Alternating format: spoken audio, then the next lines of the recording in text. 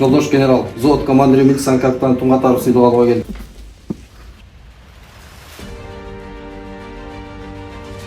Атамекенге кызмат кылам.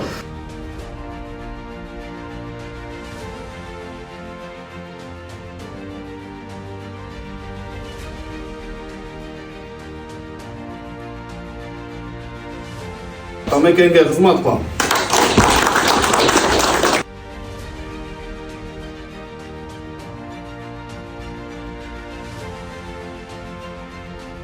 Атамекенге кызмат кылам.